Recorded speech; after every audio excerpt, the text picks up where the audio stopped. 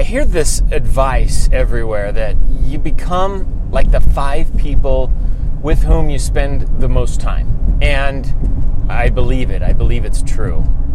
If you've never heard that before, think about it. Who do you spend the most time with?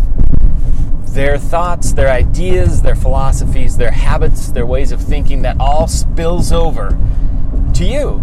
And if you spend time with good people, you're likely to be a good person. If you spend time hanging around people who make bad choices, who have bad influences, then that's likely to have an influence on your life in a negative way as well. There's an old saying that you hang with the dogs, you're going to get fleas. I guess that's another way of saying it, maybe more redneck style, but it's true. We become like the 5 people we hang around the most. So when I first heard this, I struggled a little bit because everyone that I knew weren't these people that I'm aspiring to be like one day. And I didn't really have a circle. I mean, I knew a few people, but they lived in different places. I didn't spend time with them. The people I spent the most time with were people in my neighborhood, were people in my church group, close friends, of course, my family, things like that. And so what if this is you, what if the 5 people you spend the most time with are nowhere near where you want to be in life, and the people that would represent where you want to be in life successfully, they're just out of reach. You don't spend time with them. You can't spend time with them. They're too far away, or your schedules are completely different. For any number of reasons, you can't spend time with them, especially getting them to rank in the top 5 people with whom you spend the most time. It's unreasonable. So what I realized as I was putting this together, I said, well, how is that possible? Then how do we change the 5 people we spend the most time with? Now think about that. The most time with. Who do you spend the most time with? For me, it's my wife and kids, and then my boss and coworkers right off the top. Those are the people by default where I spend the most time. Beyond that, we go sometimes a date night with a friend or people in our church group or whatever. But the most time, that's a lot. That's a big thing to have somebody you spend the most time with. But then I got to thinking, let's say I want to be like, and you pick an entrepreneur, a very famous, very successful, somebody that you consider to be the type of person you really want to aspire to be like.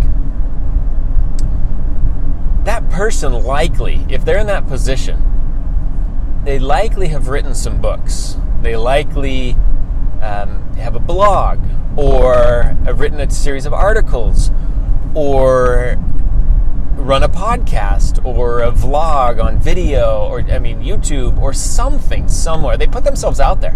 That's usually one way that they get successful. There are very few entrepreneurs that keep completely to themselves.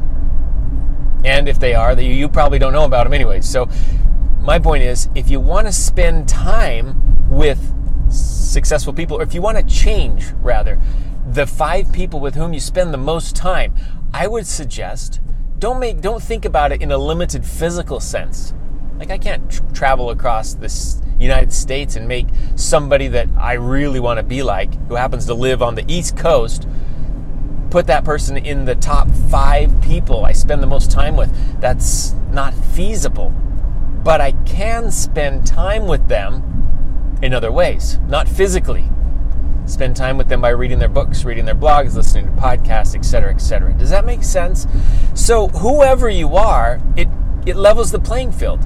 Let's say you live in a poor area of town, or you are in, maybe you're in more of a rural area where there just aren't a lot of people. Maybe you come from humble circumstances, or you have a broken home that you come from, or any number of things that we could all use as legitimate excuses to hold ourselves back from achieving our full potential. Well, you don't have that excuse anymore when you can go to the library, you can check out a book, you can listen to a podcast. You can spend time with these people without physically going and spending time with them. So remember, 5 people you spend the most time with, who are they? Where do you spend most of your time? And if you don't like the answer after giving yourself a real world audit, change it. And that doesn't mean travel across town or across the United States to spend time with people. It means spend time with their ideas. Spend time with their ways of thinking. And you can do that so easy in today's world. You hop online, you can spend time with Richard Branson, you can read articles he's written, you can read his blog, or you can listen to speeches that he's given on YouTube, or you can spend time with anybody. By finding them and watching and listening and studying, that is spending time. Heck, you can spend time with Abraham Lincoln. You can spend time with George Washington. You can spend time with people that have gone, people that are great, Steve Jobs, people that have come and gone, that have left legacies.